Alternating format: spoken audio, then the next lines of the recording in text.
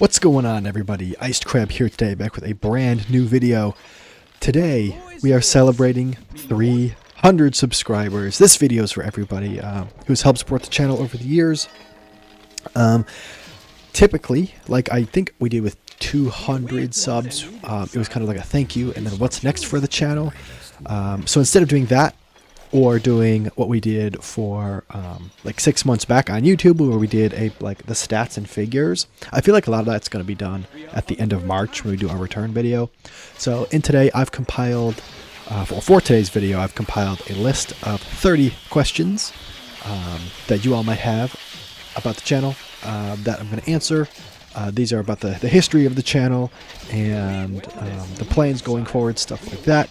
And then as a special gift, because we reached this 300 sub goal before the deadline, the deadlines that I set, of course the first one elapsed, so we didn't get to 300 before February 13th, but we did reach our goal of getting to 300 subs before the end of the OG Minecraft series or the end of March. And because we've done both of those, or I guess technically both of those, I'll be tacking on another 30 questions to the end of this video, but these are going to be more personalized questions. So just questions about me, my life, to get you familiar a little bit with the person I am behind the camera, and not just the the gaming YouTuber that we all know myself as primarily. So that's kind of the goal of today's video: 30 questions twice for our 300 subs. I think this is kind of cool. It's not a super duper, amazing outlandish video, which I kind of teased that maybe it would be. But truthfully, I didn't really have a plan for what was going to happen when I hit the 300 number. But I've decided we should save a decent video. Like, I should come up with some ideas, but I should save a really good video for that 500 subscriber mark and that 1,000 subscriber mark, because in terms of the quotas you need to fill for YouTube, those are much more important than 300. But 300 is important to me, just as somebody who's been trying to do this for years and years, and is finally paying off. Less than a year back, we've already hit one of our first big goals that we set. So that's really cool, and I'm really happy to see that the channel's finally growing in a consistent and steady way, in the same way that the uploads and the content is coming out in consistent, steady, and higher quality. So yeah, first, before we get into it too much, of course I just have to say thank you to everybody, every subscriber, commenter, viewer, listener, everything. It's really important, really helps the channel. Every time you share, every time you like a tweet or like a comment that I have, all of it comes back to the channel basically, and makes this place better and more interesting and more special, and it helps my journey along on this YouTube stuff. So I really appreciate it. I also want to say thank you to everybody who's been in my videos, who's participated in the creation of them. It's not an easy task. I often grab people at times where they're not super available, or they got a lot of things going on, but they put aside some of their day to help me out and make videos and stuff. So I really appreciate that. It's really cool. And I'm grateful for everybody's help, especially when it comes to those holiday specials, and even the co-op stuff that I do sometimes. It's really important, and it's really cool. So I really appreciate it. And yeah, so let's jump in here to 30 questions for reaching 300 subscribers, and then after that we'll do 30 questions for beating our deadline goals. So these are kind of compiled randomly. Some of these I think might lack some total context, but either way, we're just going to do the best we can here and work through these as we go along. So first up, an important question I have answered before on the channel, but it's an important one, is what's the story behind choosing the Minecraft 1.6.4 for OG Let's Play series? Is it nostalgia, or is there a specific reason? So, the OG Minecraft series, it's the first series that we did back. Basically what OG Minecraft is, it's a couple different things. First, it's our first series back. It's also a training series, if you could put it like that. Basically, the idea is I want to do retro Let's Play content mainly. I want to enjoy YouTube. I want to make videos about whatever that comes to mind. And in order to get me back into gaming, which I was kind of taking like a break from, and to get me back into content creation, but also to relearn a lot of the skills and tools that it takes to make videos, I decided to go with Minecraft because I know Minecraft well. It's simple. It makes sense. A lot of fans of Minecraft. Also at the time, the Minecraft movie was just coming out, so it was really hype. A lot of people were talking about it. People were playing more Minecraft just culturally at that time. So I decided that I wanted to do a Minecraft Let's Play. And I decided to do the old school Minecraft because I was watching a lot of retrospectives on how older versions of the game kind of bring out some of that nostalgia. They're a little more personal. They're less kind of chaotic like the new Minecraft kind of is. So those were kind of the factors going into it. I also wanted something that I knew I didn't feel like there was a deadline for how long I could make the series. Now that we've kind of established everything, now it's one of those, well, I really want to hurry up and finish it. But before, it was just like, let's just get some videos out. Don't worry about it too much. You know, with things like Minecraft, you don't have to worry about audio balancing that much. Because there's not a whole lot of, like, there's no character dialogue. You know, the sounds of the game aren't that important. Though they're nice to have.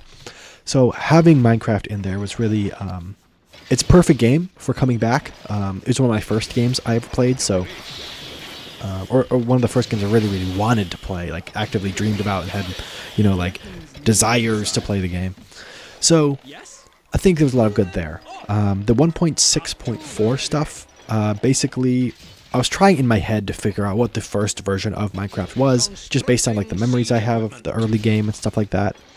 What came to mind was I knew I was excited when the horse update came out, so I was playing the game before then. So horse update was 1.6, so I figured the first version was probably 1.5. Come to find out it was 1.4, just based on some other timeline stuff that I've been thinking about.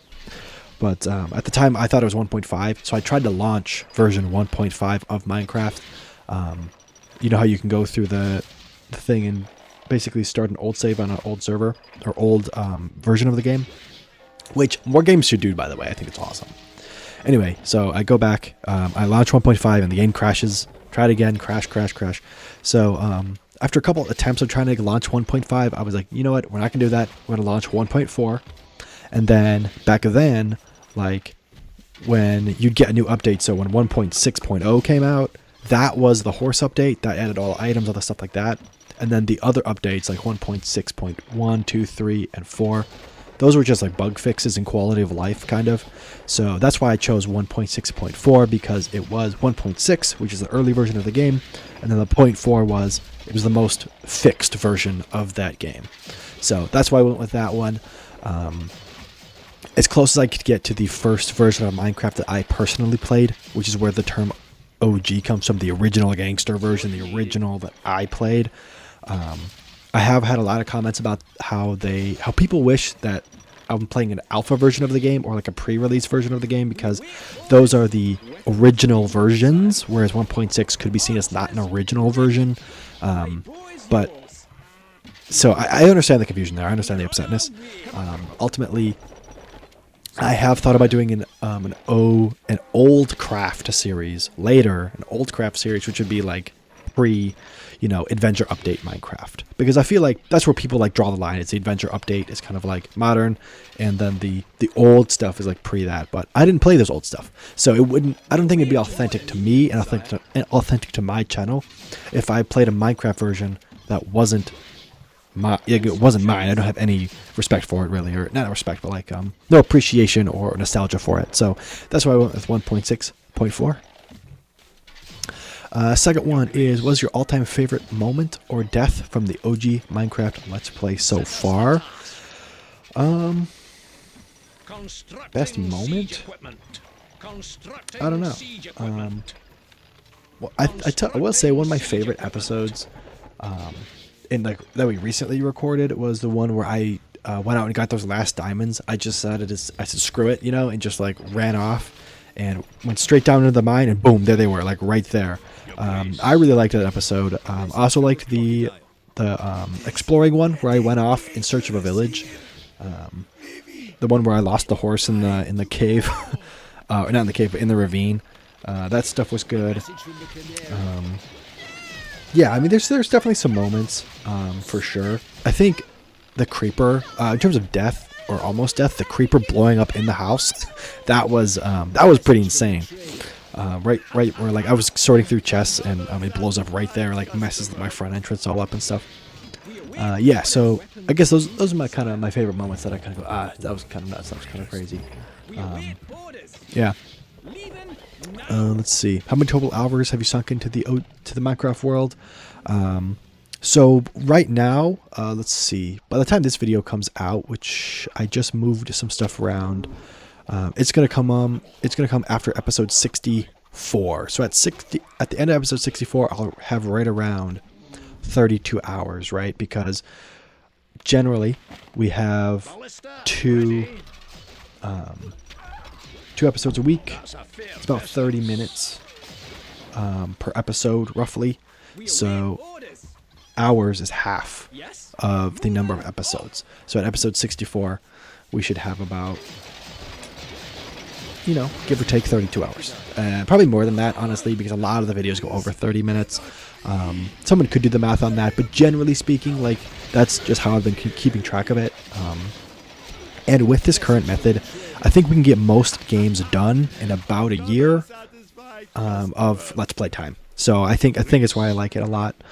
Makes sense to keep doing it this way. So yeah.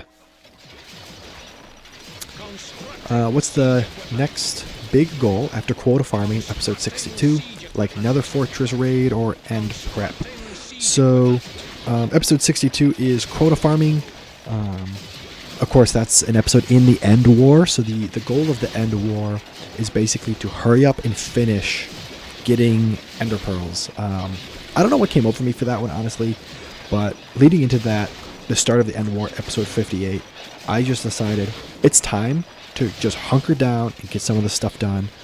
Because I want to finish the OG Minecraft series this year, like before August, the end of August, definitely. I think that's my soft goal is to get it done before then, because my hard goal to get it done before the end of March, that's just not going to happen based on where we are. But I want to try and get it done before the end of August so that we can move on to some other games, because I want to do other games. And of course we have to prep for Minecraft coming up, not Minecraft, for Skyrim coming up in November. So there's a lot we have to prep for. There's a lot of series I want to do, so I want to hurry up and get her done.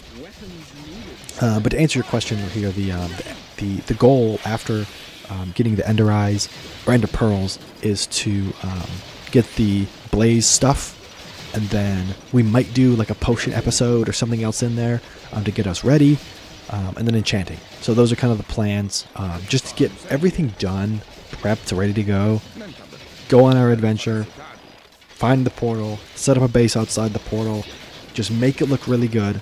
And then after that, what I'm going to do is I'm going to basically take an analysis of how many more episodes I can do before I want to be done with the OG Minecraft series, now that it's all prepped, that the prep is done. And then once the prep's done and we've decided how many more episodes, we're going to record those episodes and then finish it off, by going into the end and slaying the Ender Dragon. And then, of course, we will be returning to the OG Minecraft series after in like some bonus episodes and stuff. So not very frequently, but every now and then, just because you can, We have the opportunity to return with bonus episodes, so we will. Just not a bonus series. Let's see. How to come up with the titles, like Enemy at the Gate or The First Pearl. The titles for any of the videos, there's a couple things that goes into it. I don't really spend a whole lot of time thinking about the title. Sometimes it'll come to me in the episode, and I'll even say that, if I'm walking around or I'm experiencing something in the game and I'm like, oh my gosh, this would make a hilarious title. Sometimes I'll keep what it is to myself. Sometimes I'll tell everybody. But all in all, there's what I like to do is make it relevant to some of the stuff that's happening in the series or in the episode. With the Ender War and stuff, it got kind of difficult because the Ender War featured a lot of the same more of the same. For each episode, you're out there, you're killing Endermen, and you're doing stuff. So it was kind of tough to be creative with that, honestly. But just trying to be like, okay, so how many Ender pearls do we have? Okay, that makes episode for halftime. The first pearl was like that, and then Enemy at the Gate. That's a movie reference to the movie Enemy at the Gate, or Enemies at I don't know which one it is for the movie, but the idea is, if I can't be super duper creative with what happened in the game, I'll try to make reference to some kind of pop culture. So a movie, songs, a lot of my early episodes have stuff to do with Linkin Park. So there's references in here. In First Pearl, you could even say that there's reference to Black Pearl, in there, from Pirates of the Caribbean. So, and of course, Enemy at the Gate, that's the Worm movie. So all kinds of stuff like that. For the titles, a lot of them have references in there. It'd be cool if people knew about that or picked up on it a little easier. But either way, I think it's cool. What's the craziest mob encounter I've had in the series? Let's see, for OG Minecraft, craziest mob encounter. Well, the most devastating one was the creeper that blew up the chickens. that one was nuts. I did not see that guy at all until it was way too late, and I didn't really know how to react. I just kind of froze there and finished it off that way. So I guess that was a pretty crazy encounter because of the setback that I caused on the chicken farm, which I still don't think has really been replenished fully from that moment. So I would say, in terms of craziness, that was probably the most crazy one. Will you ever bring mods or update to a newer Minecraft version after this playthrough? Pretty good question. There's a bunch of different Minecraft Let's Plays or series or whatever you want to call them I could do. I've talked about Oldcraft, which is going to be pre-adventure update, but I don't know what the end goal of that would be, so I'd have to come up with something like that. I've thought about co-op series, Survival Island series, co-op Survival Island series, hardcore series, co-op Survival Island hardcore series, stuff like that. Or mass multiplayer series, get all my buddies on there, all the people you've seen in the holiday specials and more. Get them to all tag along. We'll do, one big episode or something, or a couple big episodes, something like that. I think that kind of stuff would be cool for a series, though I will take a pretty good break after this series before I go back and do other stuff. In terms of this playthrough, I won't update this playthrough to later versions, though I could do a Forever World series where we continue to update it, but those episodes will only come out every now and then, so I don't think we'd do something like that, because we couldn't do Forever World series as a proper series, I don't think. So we'll see. And I do want to do another Minecraft series in Modern Minecraft, the Modern Minecraft series, but the problem is, once I select that version, it would have to be that version, and I wouldn't update it once I start the series. That's kind of the plan for the series and stuff. I don't like updating the games, especially with something like Minecraft, because it could, an update could genuinely change your playstyle or how you want to do it, or change your seed and stuff like that. So I don't want to update anything once I've started a series like that, especially on a game like Minecraft. Favorite base build or structure you've created in the OG Minecraft world? The house. The house is easily the coolest thing that we've done. I'm hoping that the tunnel mine shaft all the way to the village, it would be really cool. That obviously, we'll see if that ends up getting any more progress at all. It might, once we get closer to the summertime, get some progress, get some attention, but I don't know if that one's going to be done.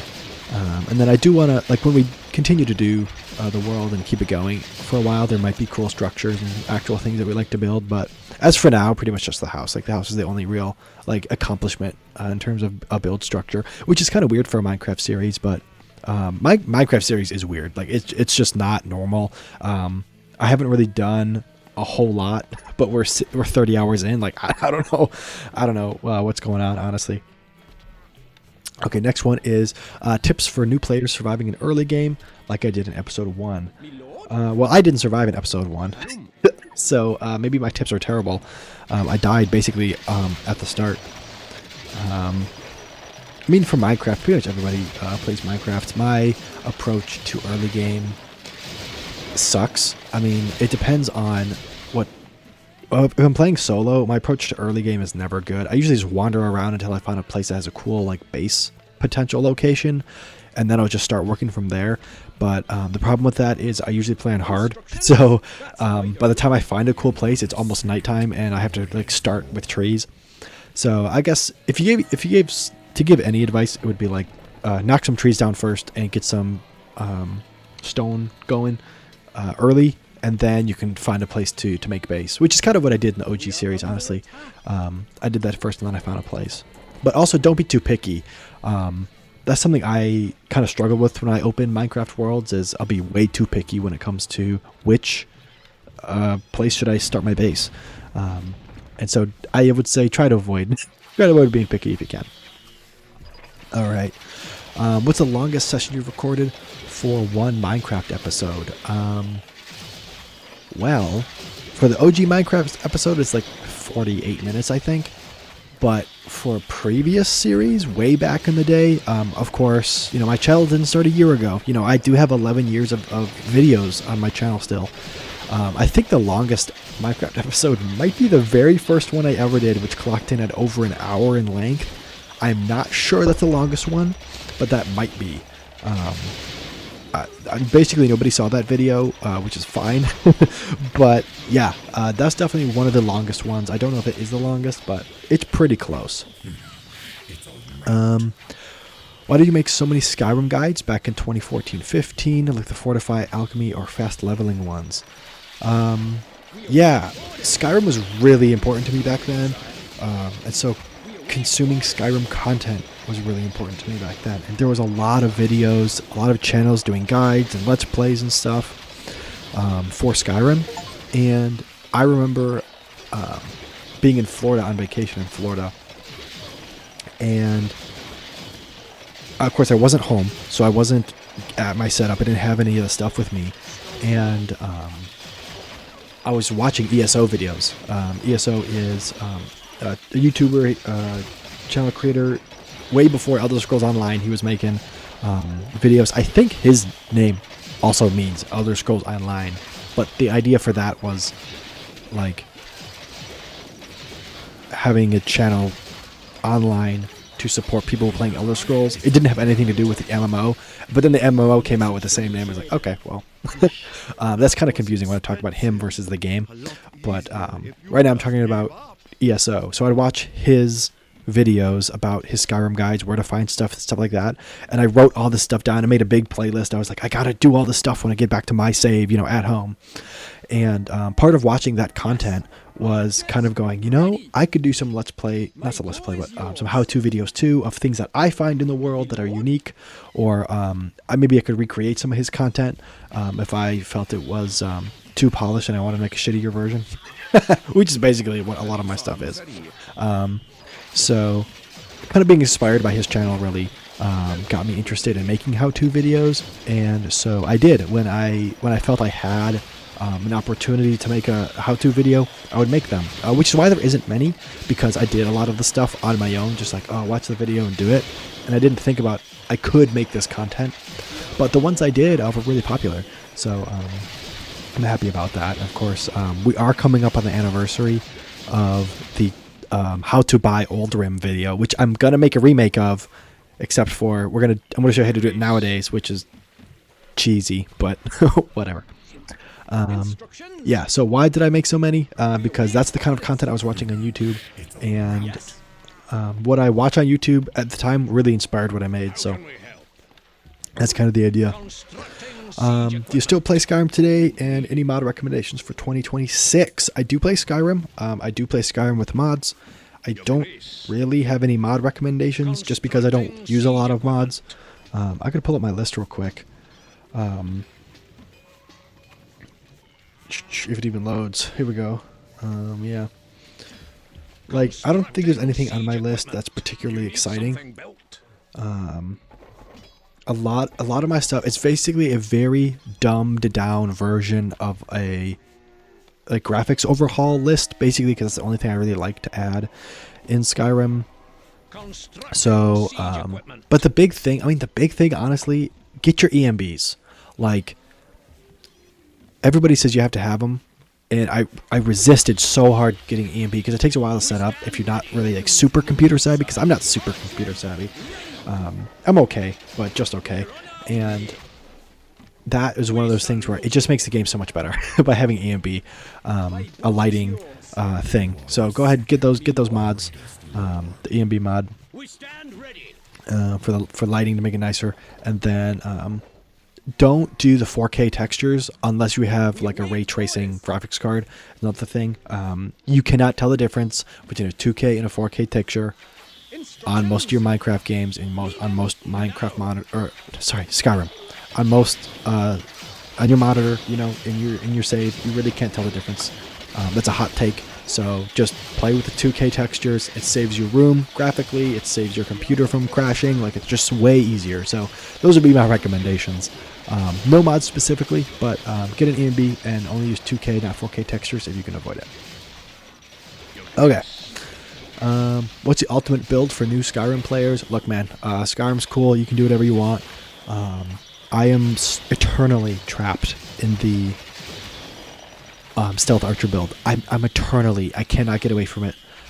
It was my first build. It is my only build. My two-handed heavy armor character always ends up being a bow character. My mage always ends up being a bow character. Yeah, I'm eternally trapped. I can't really help with Skyrim builds. When we do our Skyrim series, there is a 99.9% chance it's going to be a stealth archer. I can't get away from it, you know. I always go back to that. I kind of don't want it to be a stealth archer, but it might be. Very good chance. We'll see. I might do a poll, actually, to see what kind of build I should focus on. Maybe I could do a mage, because I really have not done mage, and I kind of want to explore that, but maybe probably just be a stealth archer at the end of the day. So, but as for a new player, experiment and try your best, and then pick up a bow and just use that. Okay, question 14, plans to finish or revisit the State of Decay 2 series. My last episode was not 22, but my most popular episode was episode 22. Yeah, State of Decay 2. I will do a Let's Play series of State of Decay 2. I love State of Decay 2. It's one of my favorite games, especially in the zombies genre, and I love zombies. So I love State of Decay 2. I will do a State of Decay 2 Let's Play series. I will not be continuing the old one. I'll be starting a new one on the story version of the game. So there's kind of like a story mode-ish in State of Decay 2. I'll be playing that. I've never played that before. I've only done like the original State of Decay 2 series. I've only done those like personal ones, like your little survival one, your basic one. I haven't done that story mode connected adventure thing, so I'll do that for the series. That's what we'll do. Anyway, I don't know how to explain it because I haven't really looked into it, but those who know. More Black Ops 3 custom zombies. Love the Fallout and Minecraft maps. Yes, we will be doing more custom zombies. Again, those are just every now and then break series. So everything that's called a mini series on this channel going forward, you're not gonna get many episodes of that. It's not the main focus. It's variety content to bring in other fans and to be more interesting and to give me a break so I can play other games. Though I will say, with the streaming kind of going on, that might hurry up and be faster. But I do love me some custom zombies every now and then. I'm trying to get like a big 4-player one with some other people that I respect and are kind of esports friendly. So getting them on there to play some custom zombies would be a lot of fun. Shout out to Droid. We'll see if we can get him on there. Okay. 16. Tell us more about the founding of Spartan Games Esports. What sparked it back in middle school? Yeah, I kind of talk about this in my 11-year retrospective, which is basically a conversation not just about my channel, but also about Spartan Games Esports because of how tightly related those two were. Spartan Games Esports was a dream, a vision that I had to start an esports club back when I was very young. It never really got off the ground too far, though there were a couple moments that I felt really good about it. When I had those first couple like Modern Warfare 3 matches with my friends who got on and they took nicknames and they studied the map. That was awesome. One memory. Oh wait, that's the next question. Basically, we're running right into the next question here, but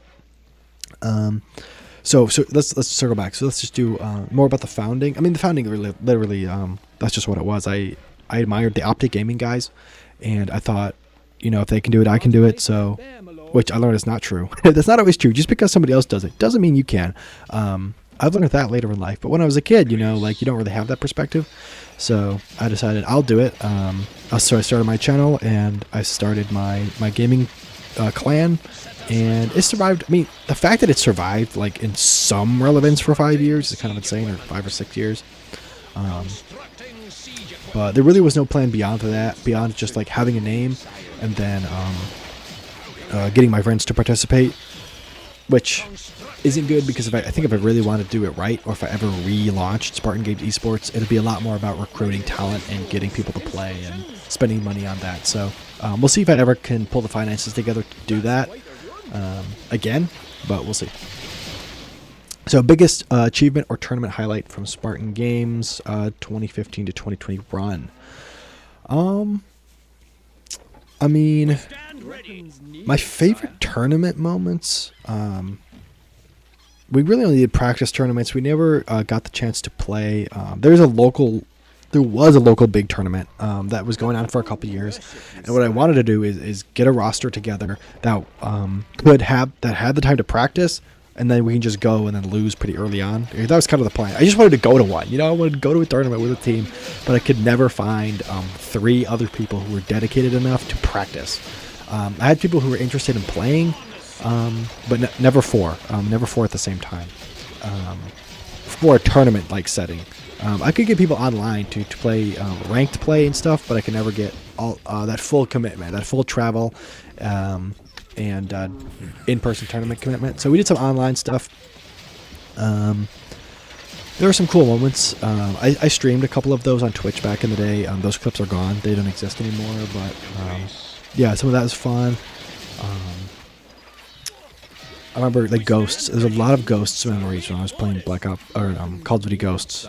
Yeah, there's a lot of those. A lot of cool like plays that I made in that game. And then Advanced Warfare too. I really liked Advanced Warfare for what it was in the competitive scene. Those are my top 2 competitive games, I think. Though Modern Warfare 3 and Black Ops 2, I think I had more fun playing those competitively.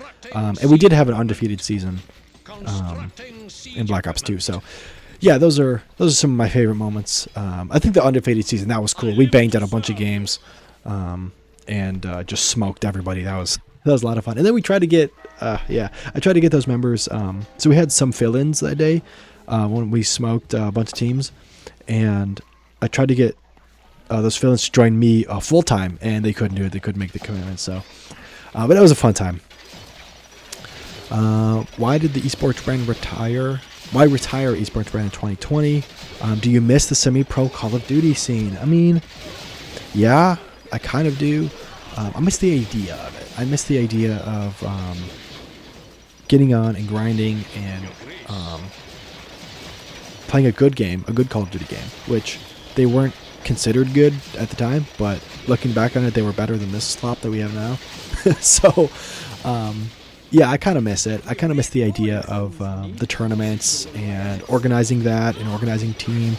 I even tried, like, back when I was in high school, we did a Call of Duty mobile team. We had a mobile team for a while, which I didn't talk about because it wasn't relevant to the channel necessarily. But I did do a COD mobile team, and that didn't work out either. Yeah. So I kind of miss it, but I wouldn't want to go back. I can't make the commitment to start to play in a team, though I could put up some money for one, potentially. Like not right now, but eventually at some point. Any funny behind the scenes stories from organizing Spartan Games events? Not really, only because we couldn't do a lot of in-person events. Everything was kind of online. And of course, the online stuff isn't very popular anymore. The online gaming, competitive gaming, there is like challengers and stuff, but now semi-pro and pro COD are so corporate now, it sucks. Like it's not the way it used to be. I love the big 30 team tournaments, you know, semi-pro teams trying to see if they can go up against the pro teams and not being able to, or sometimes they make like a Cinderella run, you know, deep in a bracket. So those were the good old days. Yeah. Hold on here.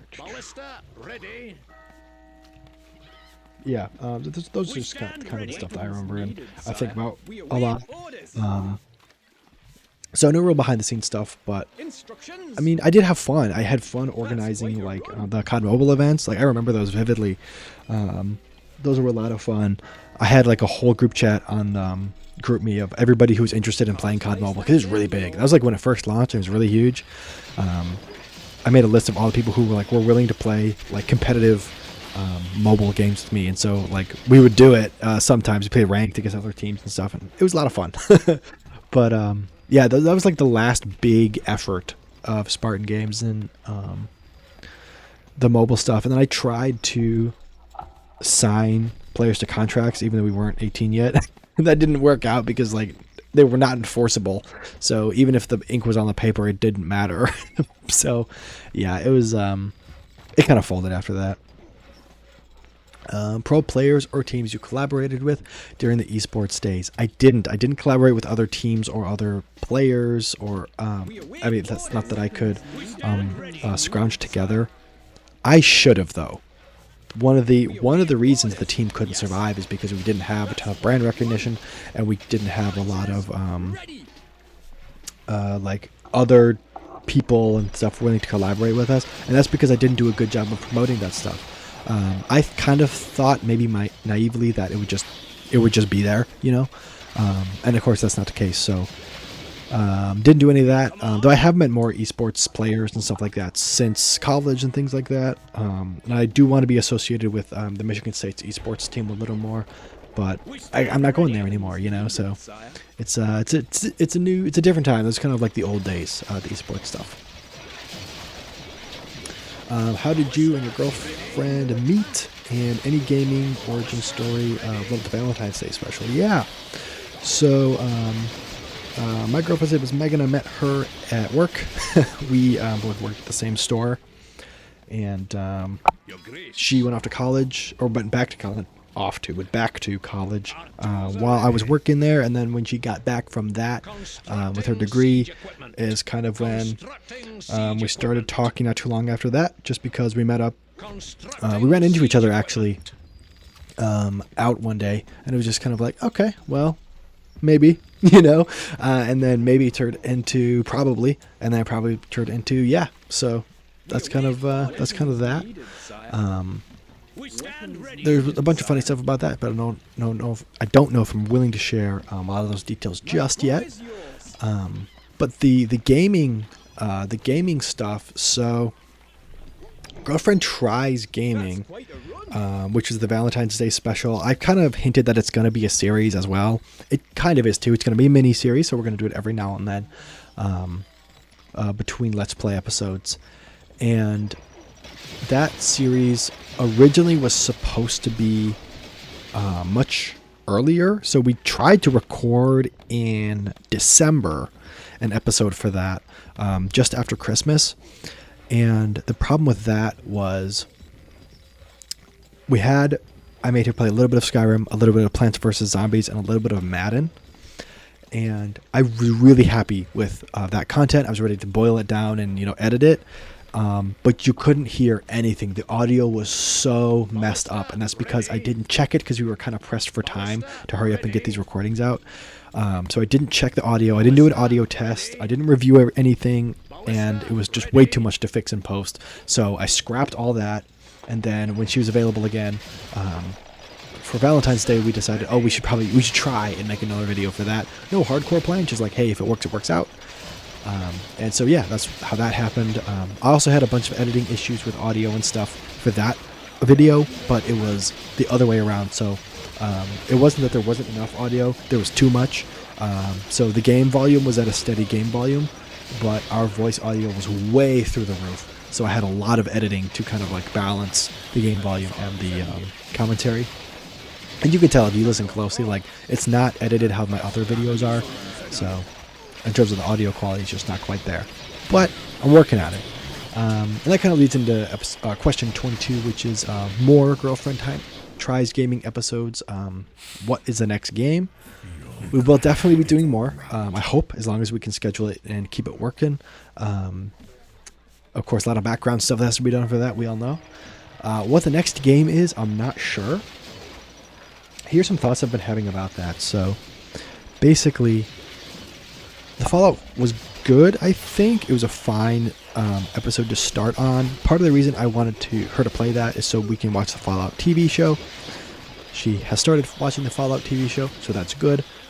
I find that her and Lucy from the TV show have a similar sense of humor, and so that's why I think she would like that show. So I think the Fallout game I was trying to put it in perspective a little bit for her. And actually, the best part about that video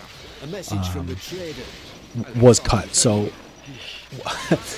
I'm not lying when this happened. So after we finished the video recording, so everything was done, turned off, I asked her like what she felt about the video and about the game, and she mentioned how she would try and go look for Sean, like the baby, but how probably the twist of the game is that he's gonna be an old man because they were released from the icebox at different times. And I was like, the fact that she came up with that idea, like she's not a gamer, you know, but she predicted that like right there, and I didn't give it away yet. Eventually I told her like she was right about that, because she asked about the lore and stuff, and I just like, you know what, it's fine, like she's not gonna play that game probably. So like full time, because again, she's not a gamer, so she's not gonna put the like 50 hours or 30 hours, whatever it takes to actually get to that part of the game. So I'm not worried about that, like spoilers or anything. But I just thought it was hilarious that she was like, oh, but I bet when we find him, he's going to be an old man because we got refrozen. And I was just like, the fact that you knew that is kind of crazy.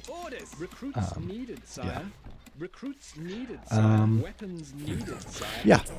So the next game. So the point that I was trying to make is before we do Skyrim again, I want her to have more games under her belt so she feels a little more comfortable with the controller, with how to play video games, like some of the fundamentals, the coordination and things like that.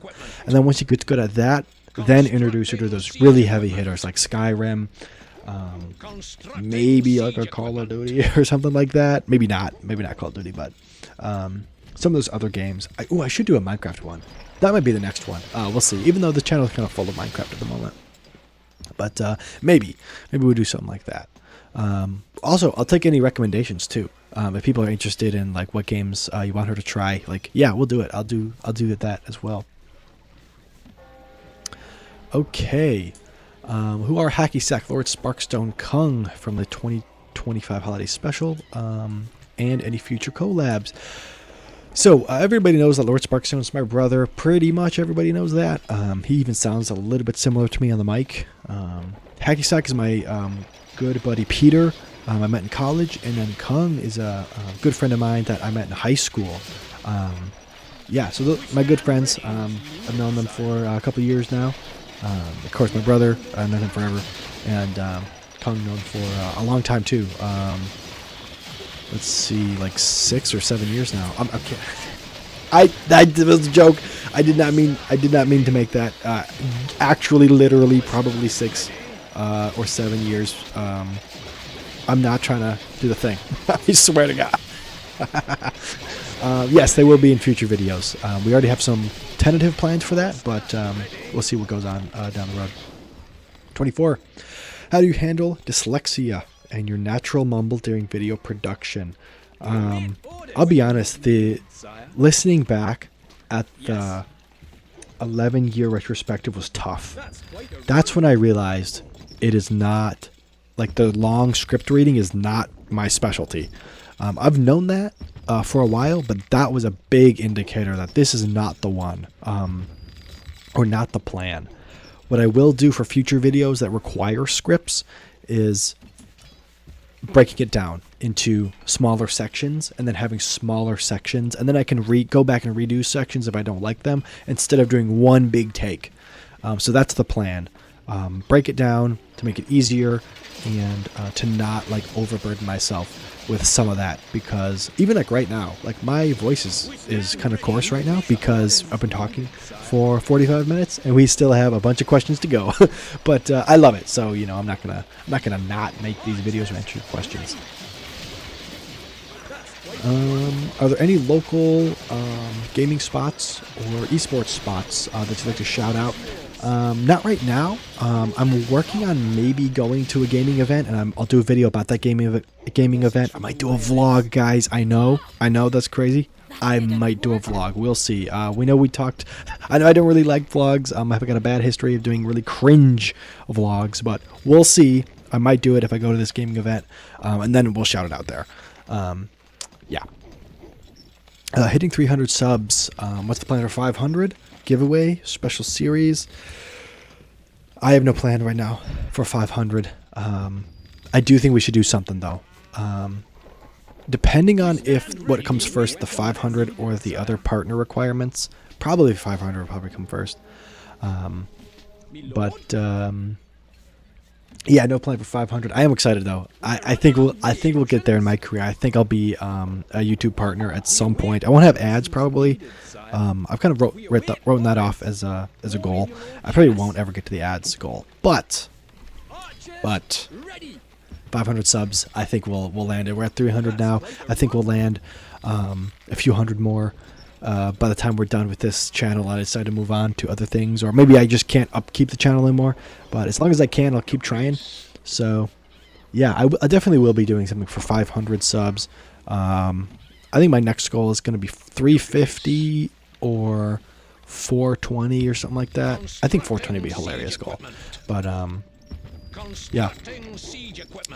So no special series though. The series are pretty much standard. I mean, you could say like the Skyrim series is special, but not special series for 500 subs. I won't be doing something like that. Okay. After Minecraft wraps up, what's the next big series? Stronghold, Modern Warfare 3. What do we got? It might be Modern Warfare. All of the Modern Warfare games, the early ones. So I do want to do a series where I do that. Where I play all the Modern Warfare games. Like each mission is a new episode. The original 3, because I never played those campaigns. Can you believe it? I never played those campaigns all the way through. I think I probably played the Modern Warfare 3 campaign, but I need to play those, and so I wanted them as a series. Of course, I know all the big spoilers and everything. Like that's not the thing. I definitely have played Modern Warfare 3 all the way. Definitely have, but I didn't play Modern Warfare and Modern Warfare 2, and when I played Modern Warfare 3, I was so young I didn't appreciate the story. So, yeah, I'll definitely be going back and playing those as a series.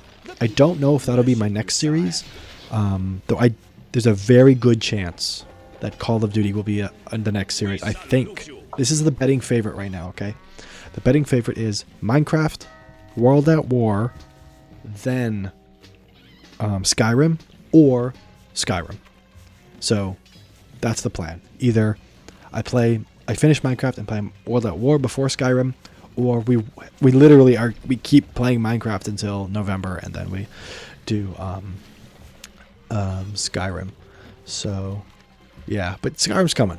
And so is Oblivion Remastered. I know I will do that. I promised that early, but then the 15-year Skyrim anniversary Let's Play thing, I just couldn't avoid that, so that's why we're going to do the Skyrim Let's Play instead of the Oblivion one. Yeah, but we will do Oblivion. I promise we will do Oblivion. We will do Fallout 3. We will do Fallout 4. We will do Avowed. We will do New Vegas. We will do these other Bethesda and Bethesda adjacent titles. Live stream schedule details starts at noon on Sunday, but what about Monday, Thursday premieres? So Thursday we do videos, obviously. Though Wednesday is a maybe for that. It depends on my work schedule, really. This is why Sunday's good, because I never work on Sunday. I actually refuse to. So Sunday is definitely the best for me, but also Sunday's not the best during football season. So when football season rolls around, I like to watch that instead of stream. So I might have to mix it up. I might have to do Saturday streams if I can't do a Sunday stream, or a Monday stream if I can't do a Sunday. We'll see. But I think Saturday's the good alternative there. But we'll see how it goes. Funniest, most memorable viewer comment you've gotten. So I've got two answers. The first one is all the "you are a legend" or "you're a legend" comments underneath the how to buy old rim video. I love those. Those are the reason I'm back today. Those are the reason I continue to make videos, that I decided to come back to YouTube, because those are just so uplifting and so like powerful to the brain. Like, oh yes, I really love those. But the funniest comments are the hate comments. You guys don't watch the video, bro. Like when you do the hate, you don't know the context. That's the only reason you can hate, is if you don't know. It's really out of the loop. And I'm saying that because recently I got a comment which was like, OG Minecraft, but you have a health bar. That makes you a poser, or something along those lines. And it's like, bro, you don't know. You don't know the lore. Just say you're done, bro. Just say you don't know the lore, okay? Yeah. You should read that thread, by the way. It's on a reel. It's hilarious. So there's that one, and then there's another one where it's one of my Skyrim how-to videos from back in the day. I did a Skyrim how-to video. It's how to find the Dwarven Black Bow of Fate. And one of the comments on there is like, hey man, you show me where to get one. Basically, to complete the objective, you need like four things, and then you bring them. I think it's 4 things. Then you bring them to the dungeon, and then in the dungeon, you use the 4 things to advance. And so you need to find these 4 like artifacts scattered around the world to use them for the dungeon door. I'm pretty sure that's how it works. It's been a very long time, but I'm pretty sure that's how it works. And I show how to get one of them in the video, and then I show the locations for the other 3. And the comment is like, bro, you only show me how to get one of these. I need 3 of them. And it's like, dude, I say in the video where to get the rest of these. Like, just listen. Use your brain. Yeah, but so those are hilarious to me when you guys say stuff that is dumb. And I don't take it personally ever, for mean comments and stuff. Like, I don't take it personally. I think it's funny. It's cute that you're coming after me, and I like to get in the mud and roll around with you sometimes. So yeah, and of course, our last question of these first 30, I know, is advice. So question 30 is advice for aspiring YouTuber starting out based on your 11-year journey. Yes. I do have some advice. This advice really comes from the last year, because my first 5 years were kind of gnarly there, not gonna lie. My advice is make sure you enjoy making the content. Don't do stuff you don't enjoy. You don't have to always. I sometimes struggle with showing how much I like just playing games and stuff, because I lock in and I'm just like focused and I'm not talking or being expressive. But make sure that you personally find some fulfillment from the type of content you're going to enjoy. Gaming's easy for that, but gaming content is also kind of oversaturated. So if you're looking to make YouTube like a big thing, I wouldn't recommend gaming. We already got the Markipliers of the world. You're probably not going to be one. That's all I'm saying. So my advice, I guess, is make sure you love it, and don't care about the outcome. Just put in the passion, put in the work for what you want to do. Also, constantly refine and improve your videos. You don't have to do it all at once, so do what you can at first. Start getting videos out, and then make them better over time. That's what I would recommend. That's how I did it. That's how I'm doing it. That's how I've really enjoyed it, and then don't worry about the criticism on your old stuff if your new stuff is getting better. Yeah, that's kind of the stuff I'd say. And then make a schedule and make some kind of a plan. that works with you. So we can even look at, you know, the OG Minecraft series. At first, the OG Minecraft series was once a week, and it was every Sunday. And then it became every Sunday and every Thursday, and then it became every Monday and every Thursday. And then I started mixing in other types of videos. I started doing reels, and just recently I started live streaming. I don't think I could have sustained YouTube if I started 2 videos a day, 4 reels a day, 2 videos a week, 4 reels a week, and a live stream every week. I couldn't have done that like off the bat. So it's about first starting small, getting comfortable, improving, and adding. So start small, pick a series, get some kind of plan going, start a type of video, do that, and then expand slowly, like the offering of your channel. I think that's the best way to do it, just because that's what's really worked for me. It's made it so easy, because once you get in the rhythm of doing it, it's no longer work. It's just kind of an extra step. So then you're adding that next piece to improve upon the stuff you already have. So that's what I would say. All in all, though, this has been 30 questions for 300 subscribers. Now we're jumping into 30 more for beating the deadline goal. These are a lot more personal questions. So if you're still here, congratulations. You'd probably like to know me not just as a YouTuber, but also as a human being. So let's check it out. The questions right here are: number 1, what's one of your non-gaming hobbies or interests that surprises you when people find out? I really love live music. I'm a huge fan of live music, rock and roll, and heavy metal. And I go to rock and roll and heavy metal shows every month.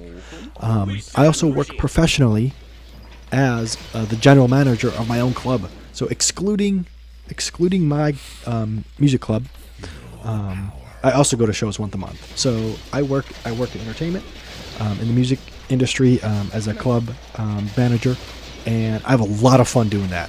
And music is by far one of my top hobbies. Right now I'm actually going through my YouTube music, because I just switched over from YouTube music to Spotify. Or no, from Spotify to YouTube music. I'm on YouTube music now. And I've decided to go through and basically, like, I listed a bunch of bands that I wanted to listen to, all of their discography. We're talking like 60, 70 bands, like not quite under 70 bands, but like 60 to 70 bands that I want to listen to all their stuff. And so I wrote all of it down, and I'm working on it. You know, that's just recently. And so I love music. I also love politics. I don't really want to bring politics to the channel, but I might, because it's really engaging and fun, and I do love it. So we'll see. But I've got a degree in politics. I'm working on getting a second one. I'm applying to graduate school. Literally, as this video is being recorded, I am finishing my grad school applications to get another degree in political administration, basically, in the public administration, government. So, yeah, those are my passions outside of gaming, music, and politics. And then there are some others, but those are my big 3 right there.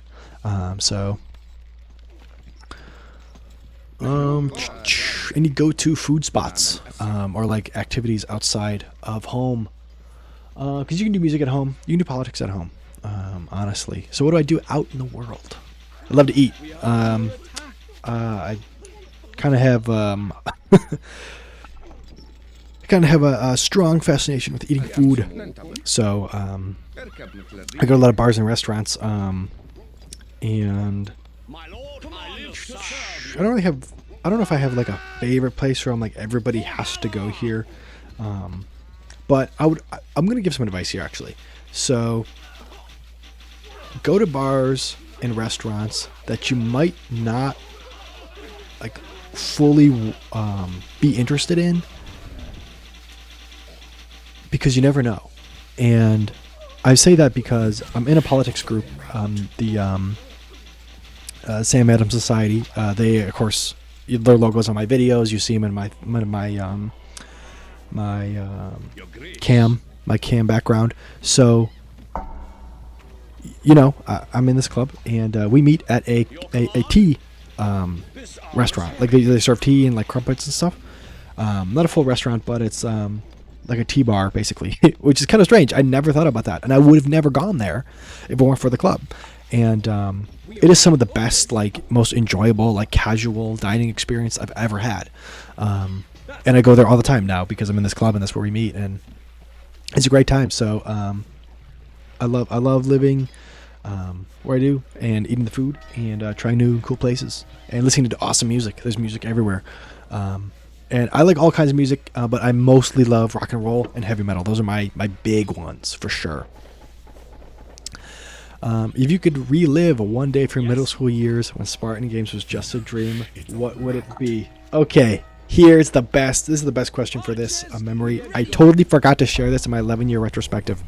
The funniest thing, bar none, like the funniest thing associated with Spartan Games esports happened at the very, very beginning. So again, I was in middle school when I started this club, right?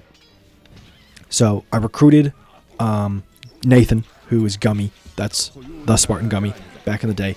And it was just me and him. And we would play duos on Modern Warfare 3. That's how we would practice. Duos against, other teams or other pairs of duos. And so it was the two of us. And what I did is I went online and I found the callouts for all of the there was only a couple maps that you could play duos on. So I got them, and I printed out the call-out sheets, and at lunchtime, I gave the call-out sheet, all my buddies were there, I gave the call-out sheet to Nathan, or Gummy, and I was like, hey, man, learn these, get good at them, I have one, too, I showed him mine, and we kind of, went over and did some notes on it, and our buddy Cole was sitting next to us, and he goes, what is this, he's kind of nagging me about it, and, so I telling him, it's a call out sheet. So, you see a guy somewhere and, make a plan to, get rid of him, like search and destroy type. And he goes, okay, so what happens when somebody goes here? And he points at the center of the map, and in the center of this map, there's a tower. And on the map, on the page, it said there's top tower and bottom tower. And he goes, someone's in the tower. Like, what do you do? And these are the famous words, okay? I said, you smoke top tower and see who's in it. And for some reason, that quote, smoke top tower, see who's in it, or just smoke top tower for short, became like the running meme in my friend group for the next like 2 or 3 years.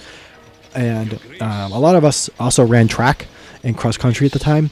So we were on the track team, and we would just be running around at track meets or at, for practice, for warm up, just on the field and stuff. And we would just be screaming at each other, smoke top tower, smoke top tower. And if I could go back and relive some of those days, that would be awesome.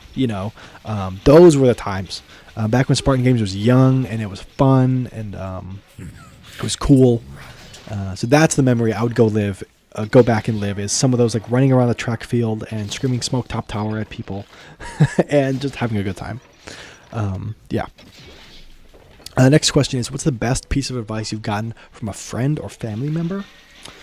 I don't know off the top of my head necessarily, but I will say, in life, it's important to slow down, take a step back and just breathe, and then figure out, just take a step back, mentally.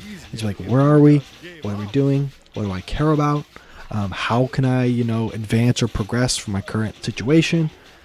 Is there good things? Is there bad things? And then be appreciative of the good things, and then try to come up with short-term fixes or plans, short-term or long-term fixes or plans for other things. And so that's kind of the best advice I've got. I don't really know who gave that to me, if I came up with it myself, but just kind of remember to always, every now and then, every week, every month, whatever works for you, just take a step back mentally and physically from everything and observe your surroundings, your situation. What can you do?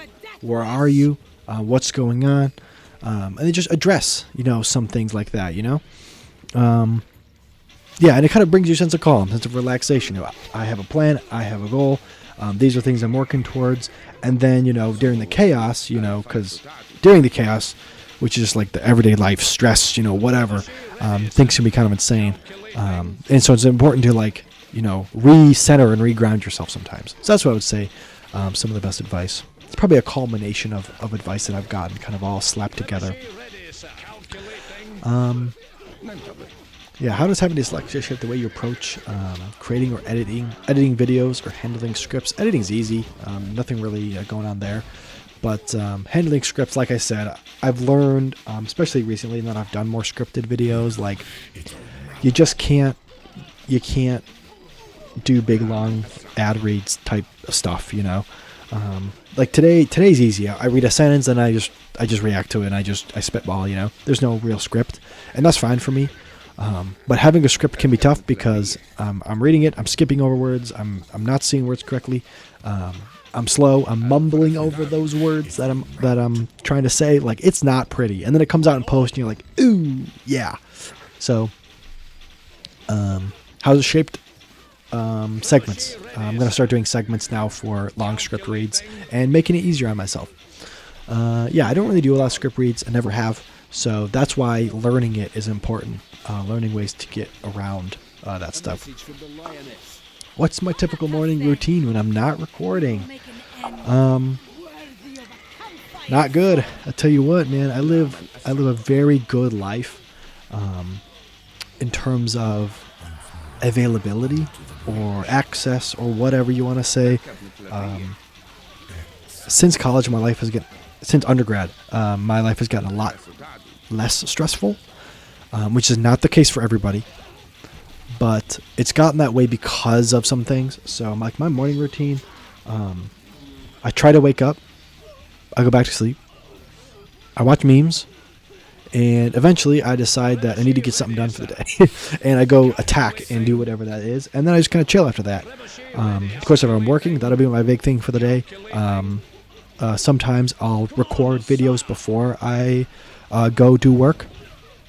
And I love my job, as my general management position. A lot of that is remotely accessible to me. So that's responding to stuff, setting up club dates, editing things online, graphic design, that kind of stuff. So, yeah, I really enjoy everything that I've got, what I'm doing. And my morning routine is kind of not specific. Eventually I'll wake up, I'll watch some memes, I'll listen to YouTube, I'll get along with my life, shower, all that stuff. Just there's no exact plan, and that's probably not good. I probably should have more of a structure there, but I don't right now. That's just how it is. What's one food or snack you can eat every single day and not get tired of? Well, let me look around. What do I got right here? I don't know about not getting tired of it, but I really, really, really like popcorn, and I really specifically like the AMC Theater Perfectly Popcorn is what it's called. AMC Theater's Perfectly Popcorn with the pourable butter that can go on top. It's microwave popcorn. It gives you a little pour packet of the oil. You can pour it on there after it's popped, and it's like, dude, that is remarkable. If you're a popcorn eater, eat that. Okay, it's so good. I'd like to actually buy some other popcorn to compare the popcorn quality, or food or snack quality to that one, but I just haven't found better at the moment. So my favorite snack for that is going to be that popcorn stuff. But I mostly drink like Dr. Pepper and stuff like that. So yeah. If your girlfriend could pick any game for you two to play together, what do you think she would choose? She does pick some co-op games on Steam and stuff. Anytime they come up on her feed and stuff, she'll send me hey, we should play this. These co-op games. I think we should make some videos out of that. I don't have a specific one in mind because it's been a little while since she sent me anything, but hopefully she would pick Minecraft at some point. I don't know. Again, she's not a gamer, so she doesn't spend a whole lot of time thinking about what games we should play, which is totally fine. Like, that's not her, hobby. That's like me, thinking about, I don't know, what coat I should buy online or something like that. Like, it's not important to me right now. I've got what I need, so it's not on top of my priority list. But she would definitely pick a 2-player co-op game. Usually the cutesy ones that are kind of fun. So stuff that's modeled off after like Little Big Planet or games like that, that are co-op, like puzzle solving type of games. Like if Human Fall Flat was like co-op and it's 2 people going through puzzles, or maybe it is Human Fall Flat. Hold on. I think it is Human Fall Flat. Okay, whatever. I don't know. I don't play a lot of those games, but that's definitely a type of game that she would like to choose. What is a movie, book, or show, non-gaming, that you've re-watched or reread multiple times? My favorite movie is American Satan, and the subsequent TV show based off of that, Paradise City. Listen, I am big fans of that show and movie, not because they are good. They are not good.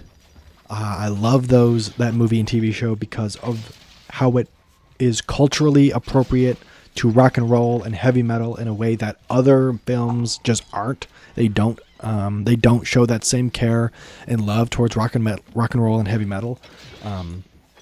Those movies that film is not good, but it is my favorite for the heavy metal connection, and all the Easter eggs that you can kind of find in it.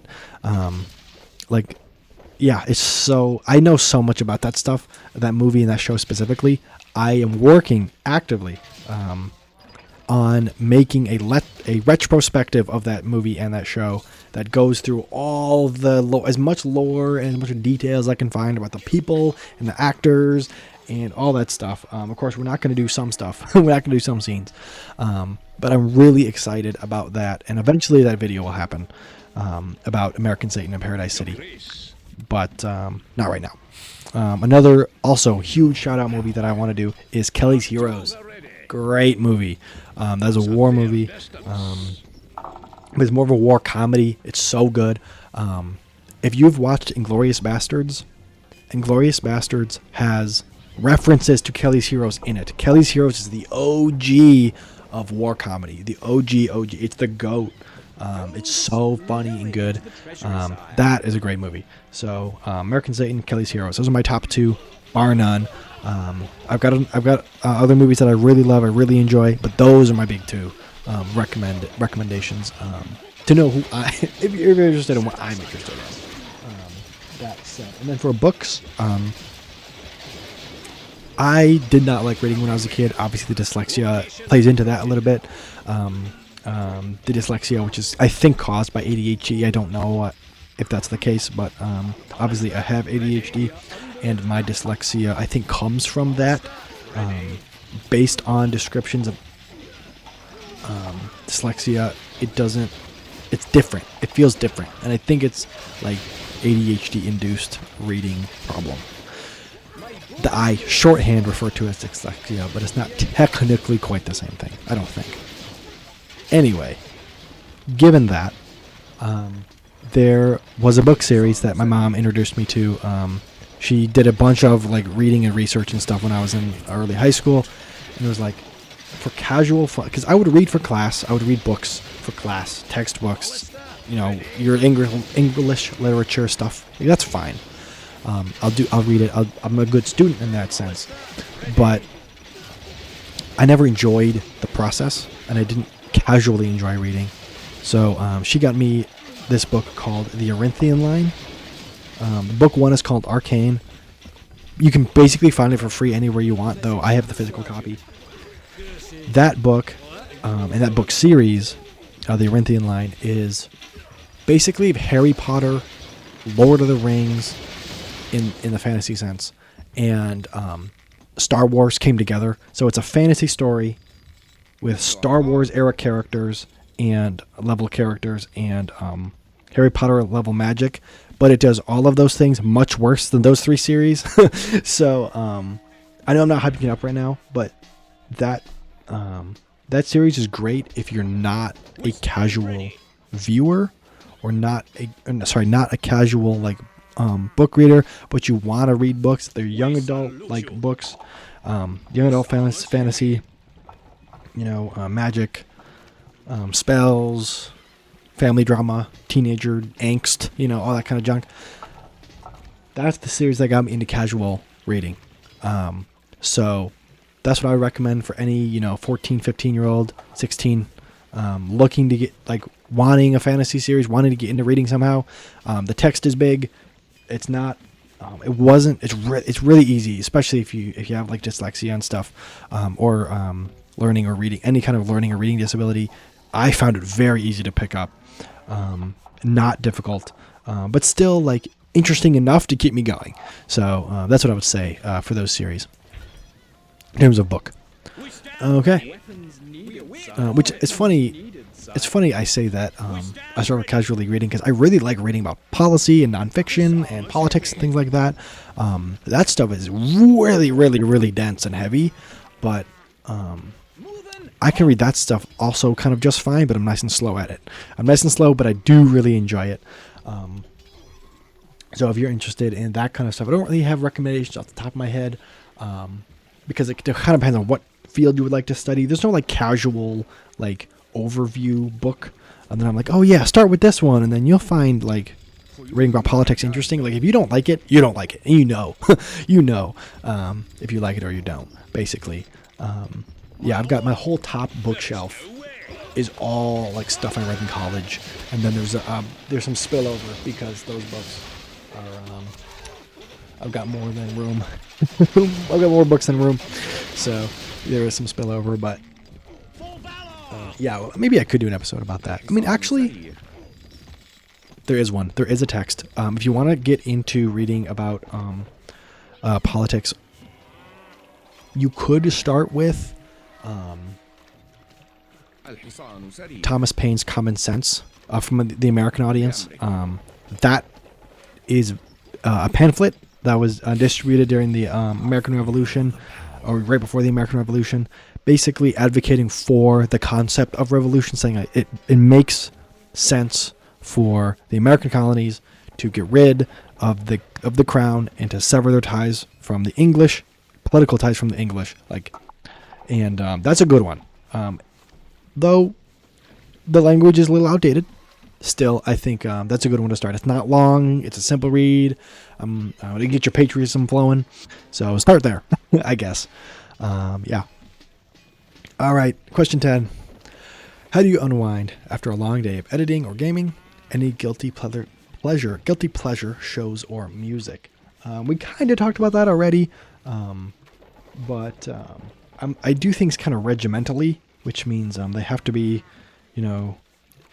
it's tough for me to do casual anything, pretty much. Even casual gaming I turn into a streaming activity. I don't really do casual a whole lot. As casual as I am as a person, when it comes to my activities, I'm like, oh, no, I want some detail there. So let's see. For music, I listen to a lot of rock and roll, a lot of heavy metal. I'm thinking about making those playlists like publicly accessible on my page. They are on my Spotify page, but on my YouTube page, I can make them publicly accessible. And then like any band specifically, I think not really. I got a lot of local bands that I really love that I listen to a lot. We'll see if I could do a whole video on that, like the type of music I like, or maybe my thoughts on like certain records or albums or discographies or something. That could be cool.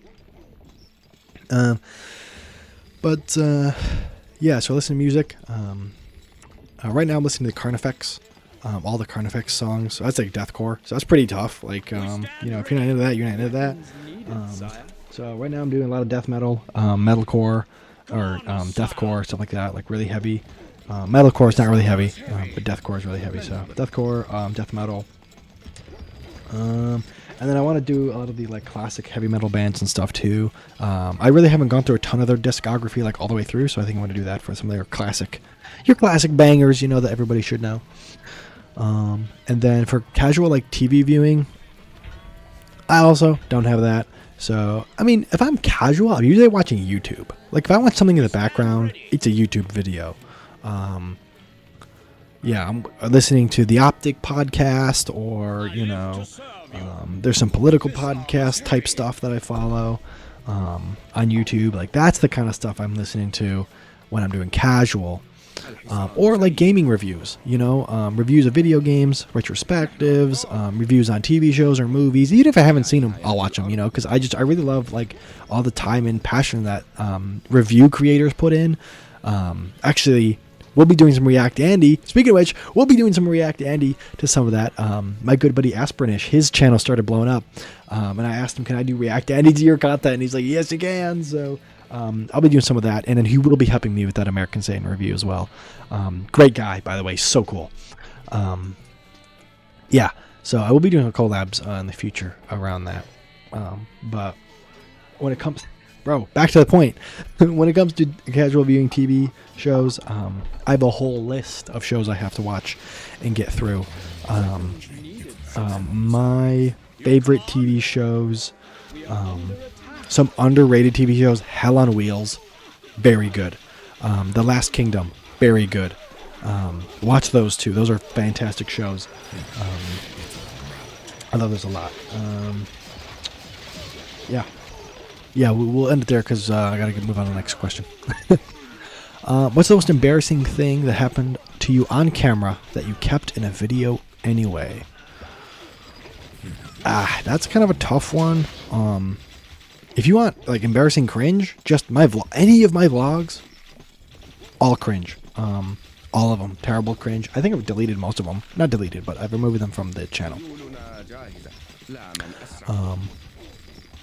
Yeah. I mean, there's all kinds of, there's all kinds of embarrassing stuff I could have done on camera. I don't even know. For me personally, the most embarrassing stuff is when I get a fact wrong. If I get a fact wrong, or something specific and I'm called out for it, I just like there's no way to defend it, like, ooh, yeah, I was just wrong there. Like, that's the most embarrassing stuff to me. That's what I don't like the most, is when I get things wrong.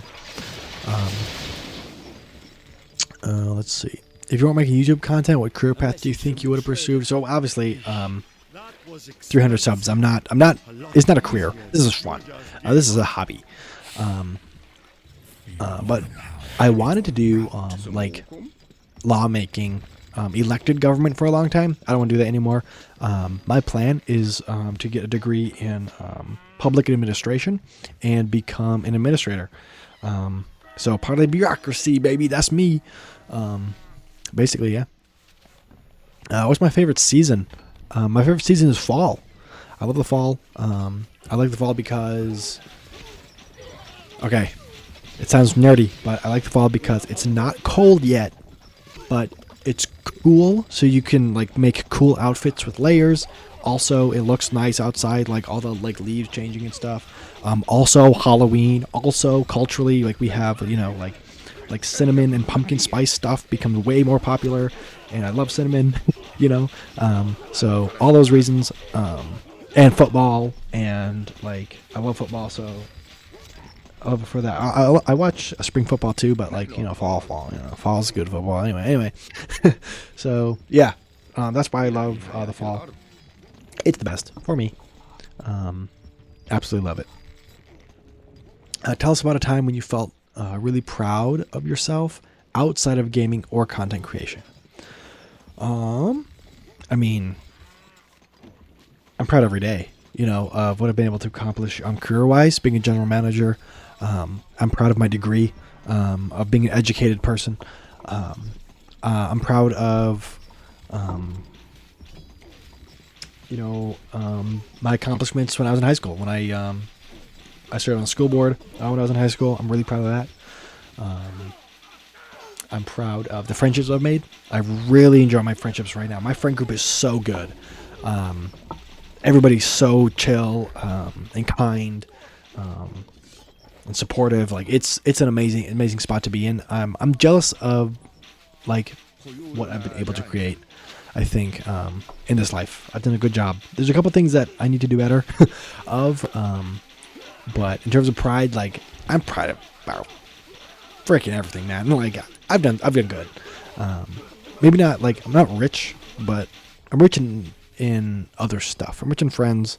I'm rich in work-life balance, that kind of stuff. So, and I think that matters more, honestly, at the end of the day. I'm happy, really, really happy. Yeah, and that's good. What's one thing from your childhood that you still enjoy as an adult?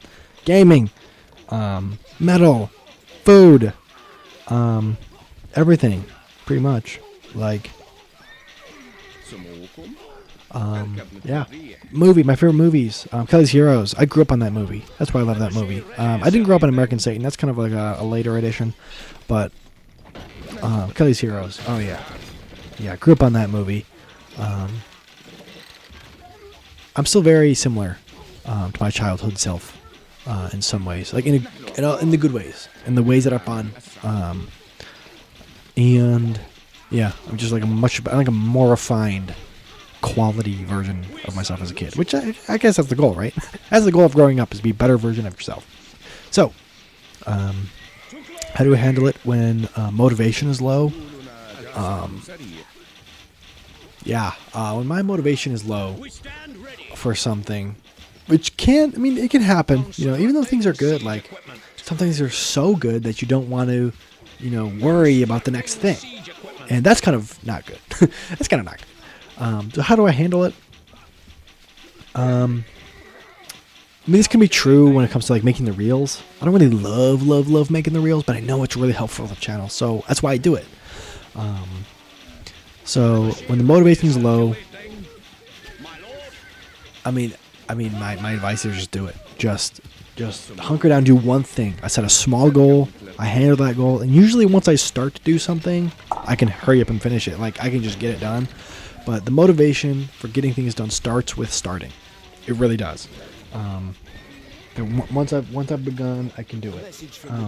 There are some reading projects I have to do that I've kind of been slacking on, and some other stuff like going to the gym, things like that. Like, there's some other like life improvement stuff, and I know once I start, then it becomes a lot easier. And don't stop, because if you start and you have a schedule and you break the schedule, I'm cooked at that point. So, staying consistent is important too. And then in terms of like specifically the prep talk, the second half of this question is any tricks or prep talks. It's not super duper applicable, but it's usually do one. So if it's if I have to make a bunch of reels, just do one. Do one reel, get it done. Do one video. Just do one thing. Read one page of a book. And by the time you read that page, you're ready to read more. Usually just make a very small entry, and then just see where it takes you. What's the best gift I've ever received? And who gave it to me? Dang. Best gift, probably the Xbox. My Xbox 360 when I was a kid. Because that has become so important. Like, the concept of Xbox and gaming and all that stuff is so important to what it became. When I was, I don't know how old I was, actually. Not really sure. Third or fourth grade, maybe I got Xbox. I don't know when I got Xbox. But when I did, that became the moment. That definitely became the moment. So most important gift, or best gift, probably Xbox 360 for Christmas. My brother and I both received it as a joint gift from my parents. Yeah, for sure. If you could have dinner with any three people, dead, alive, real, or fiction, who would they be? Dead, alive, real, or fiction. So three people. Well, hold on. We can do dead, alive, and fiction. Let's take a gander at this. So, all right, dinner. Someone who's dead. Lincoln. Let's do Lincoln. That's a good pull. Ooh, maybe like a Washington too. A George W. George Washington. George W. And not of. God damn it. Neither of those guys. Right now. Probably George Washington. Yeah. or Lincoln. One of the two. Okay, one of the two on that. We'll go one of the two on that. My old answer to that used to be FDR, but I don't really think so anymore. My reading has given me some little beef with FDR. So there's a whole lot. Dude, politics is complicated, okay? It's a lot more complicated than you think. That's why I hate the news and stuff like that, because they boil it down in the worst way. Or commentators, oh, they're horrible. There's so much nuance, and education is really important. Anyway, we're getting off this high horse. So Lincoln or Washington, or Jefferson, or Hamilton, or Adams. Okay, those are my deads. One of those guys is coming to the dinner. Okay, alive, we're gonna go.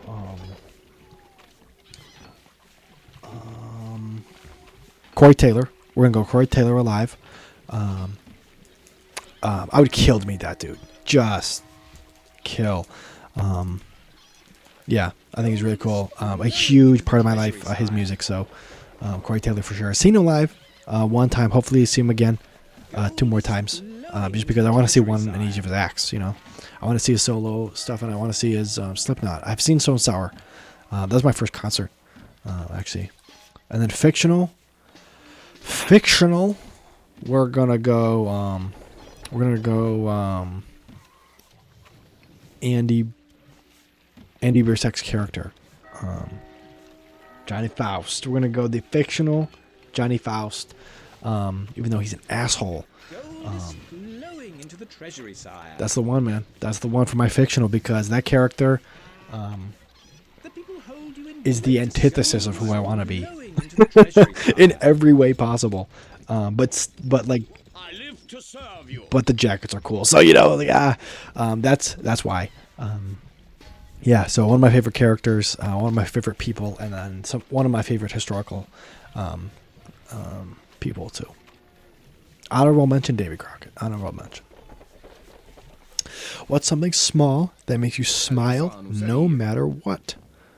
I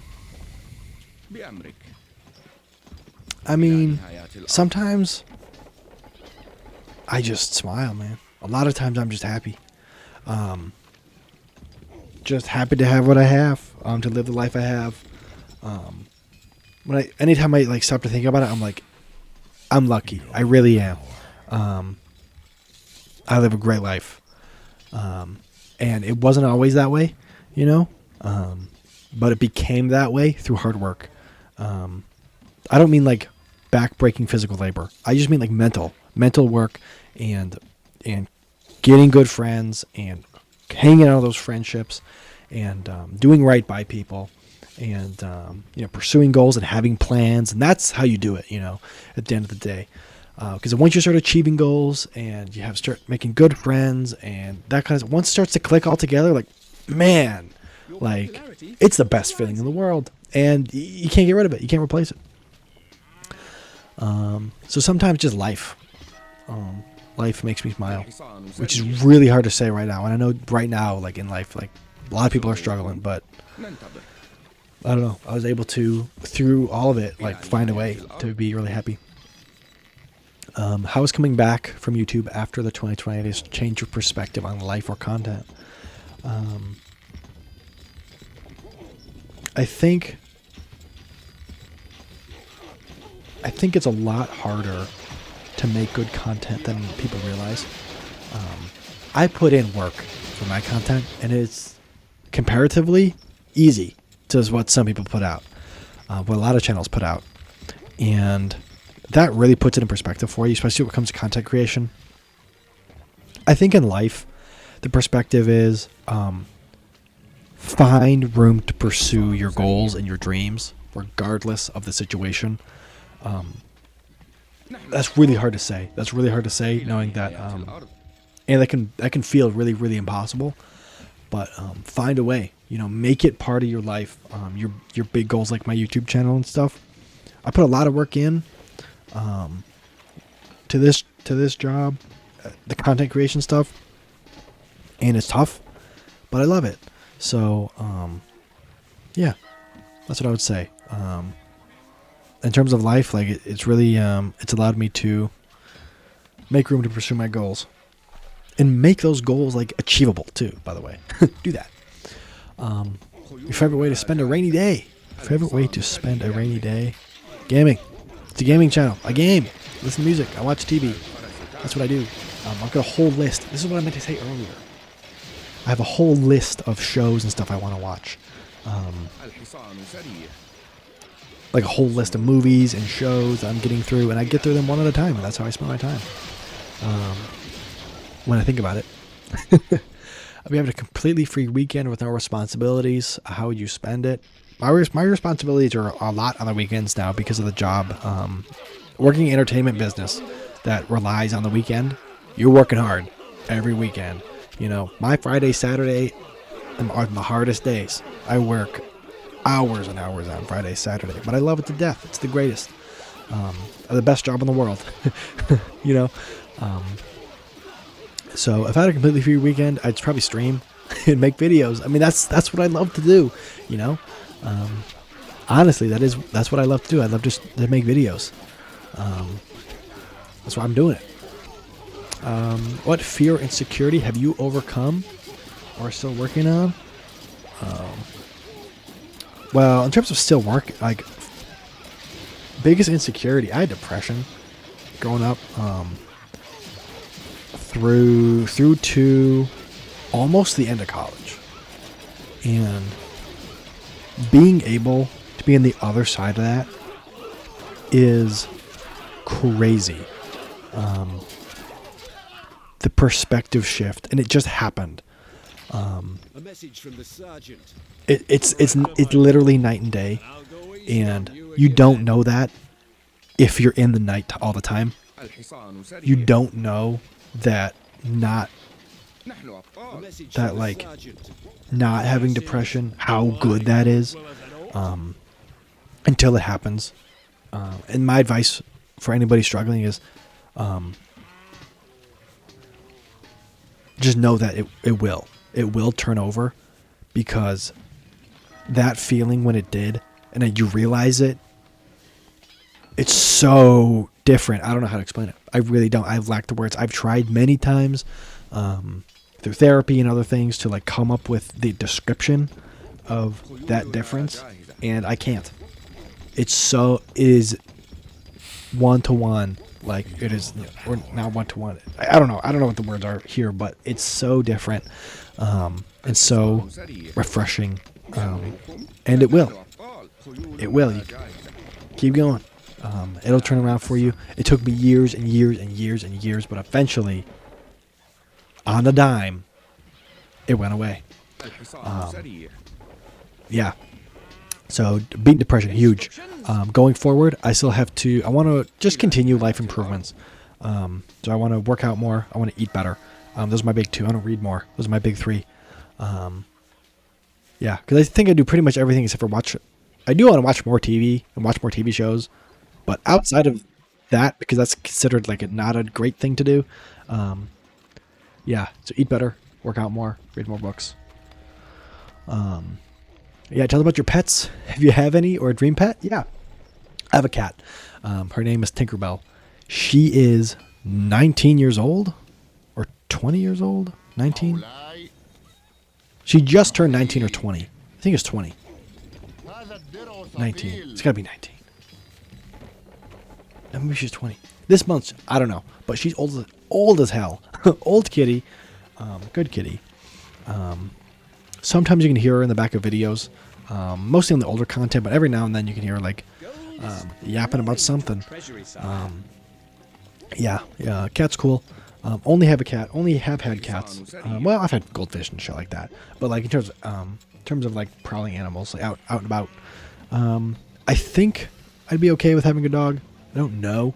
I don't really like the energy that dogs give off. Like, if you have a dog, it's fine. But for me, it's just like, I don't want to constantly give attention to another animal. It's kind of annoying. Like, go read a book, you know? So, yeah. So I don't really love dogs in that sense. There's too much work. Not that they have a cat's not work, but the cat's easier. A lot easier. What's the most thoughtful thing my girlfriend has done for me? That is a question. Whoever came up with that is interesting. Most thoughtful thing, but be around. She's great.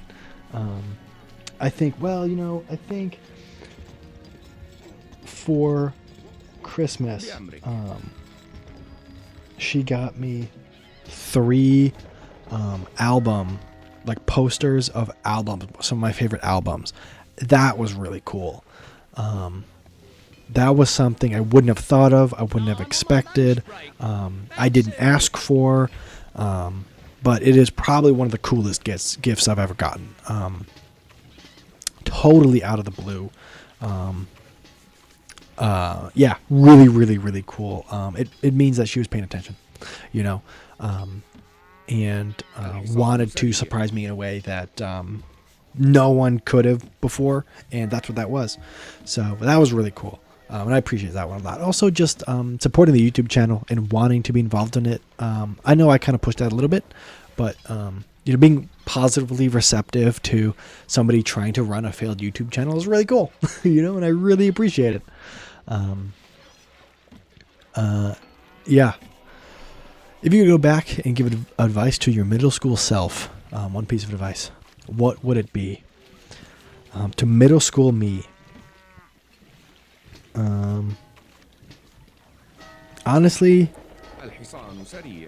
it's kind of tough to give advice to middle school me, because who I was then, I don't know if I would have been able to appreciate the advice.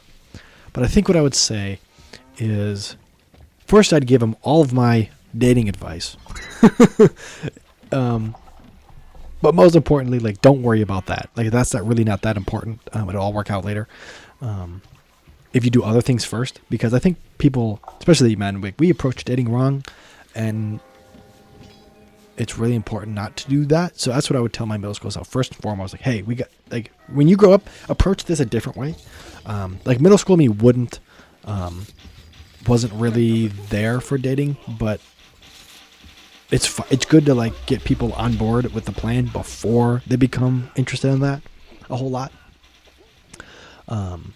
So first I'd give them that, and then I'd say,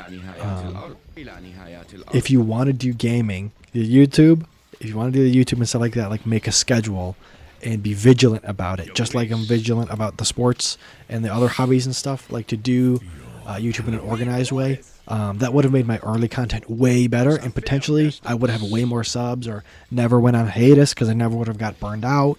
Having a lot more plan, and building the quality instead of the quantity, because back then it was all quantity and no quality. And now today, it's mostly quality with still a lot of quantity. I don't know. Yeah. Anyway. What skill or talent do you have that's completely unrelated to gaming or tech? Skill or talent that I have that is completely unrelated? I mean, I don't know. I feel like I'm a pretty good leader, pretty smart. I'm calm. Calm has some effect on gaming, but in terms of exact skill, I can do politics pretty good. Like, I'm pretty good at analysis and shit like that. I'm very intuitive. Not very. I don't know. I want to be careful with that one, because a lot of people have different ideas of what that means. Like, if you say you're intuitive, does that mean you predict the future? No, it means, like, I've got a pretty good understanding of the world, and I can fairly easily, like, make general predictions. It doesn't mean I can see the future. Like, I can see how things are going, but okay, this is probably how it's going to end up, Yeah, I don't know. That's kind of a weird one. Skill or talent. I don't know. I don't really focus on that stuff that much. How do you celebrate small wins in life? Like finishing tough editing or just getting through the day? I appreciate it. I just appreciate what I can do, what I have, what I will do, what my goals are. Like, in terms of physical actions, I don't know. I snack a little bit. Sometimes I'll go get food. I'll go out and eat real quick at a cool restaurant, or even fast food. I'll just grab something real fast, and just, like, eat out to kind of celebrate something. yeah, have a snack, watch a show. Yeah, I don't know. But I do that every day. You know, I chill every day. I relax every day. I have fun. I try to do something for my YouTube channel every day. It doesn't necessarily mean I will, but it means I'll think about it and I'll try. What's one thing you're really looking forward to in the next year or two, personal or channel related? Going back to college, starting a master's program. I'm really excited about that. I would really like. I took a little bit off between my undergrad and my master's, but I'd like to get back into it. I'd like to see where the channel can grow to sub-wise. I'm really excited about that. I really want to get some of these bigger projects done with my YouTube channel. So yeah, I think school and the channel and career. Those are my big three things, and I hope they all do really well. And I kind of take things one thing at a time and keep going. Last question here. 30 of 30 of 60. Okay, 30 of 30. If your subscribers could know one thing about the real you that doesn't show up in videos, what would it be?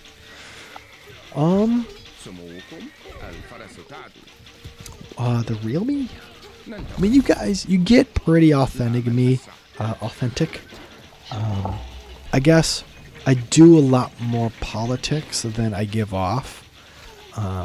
That matters a lot more to me than I'll talk about in any of my videos. I care a lot more about that than I'll give off in any of my videos. I might even say in my videos that I don't care about it as much when it's not actually the case. I do care a lot. I read a lot about that stuff specifically. I am in groups and I organize a lot around that. I'm educated in that area. So I guess politics doesn't really come through a lot. Neither does the heavy metal, the music stuff. I do wear the band shirts. I try to show people, my appreciation for the local bands and stuff like that with my band shirts. I love wearing the band shirts, but it doesn't really come through totally. And it comes through a little better now, of course, now that we have the new song. It's been around for about a month or so, not quite a month. I really love the new song. So, yeah. Drew, shout out to Drew Talaker Music. Drew Talaker, if you want. A link is in the description. Drew's Grooves, great guy. I work with him. I'm his business manager, basically, for his music career. And he does good stuff over there. I'm telling you, the next record, okay, here's an Easter egg. I'm dropping his name. The next record's going to be really good, I promise. I promise around 2027 release, probably. I know I'm leaking it for anybody who listened to this video. But yeah, really good. So I guess the metal, the heavy metal, the rock and roll, the love for live music, and the politics are two things that don't really come through that are really important to me and who I am as a person. Maybe one day I'll talk more about that and we'll do more stuff with that on the channel. But I like the channel for video games. That's my video game outlet is my channel, and then I have music in real life, and I have other associations and groups for politics. So I get everything I'm looking for in life. Yeah, that's the last question. Thank you all so much for watching. This is a very long video, but I loved every second of it. Thank you for watching. If you haven't already, like, comment, subscribe, ring the bell, follow me on social media, share the video for more. Thank you so much. This has been really fun, really good. 300 subscribers. And I got it not too long ago, too. Let's see. I have the exact timestamp recorded. Hold on, let me say. It was at 2:14 a.m. in the morning on February 25th, 2026. 11 years and 10 days, roughly, after the start of my channel, after the first upload, the first video. I got to 300 subscribers, and it's a public subscriber. I don't know if I'm gonna shout him out or not. I haven't decided yet, but yeah, I got the notification, and I was really happy about that.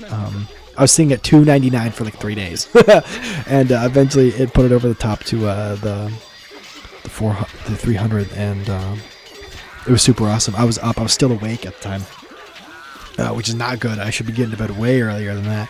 But I was up, and I saw the notification, and it was awesome. I finally did it. I finally got to my 300 We did it on time too. We did it on goal time. So thank you all so much. All the thanks and praise goes to you guys. I really appreciate it. We're growing this channel. We're doing this thing. Stick around for the next one. Yeah, have a great day.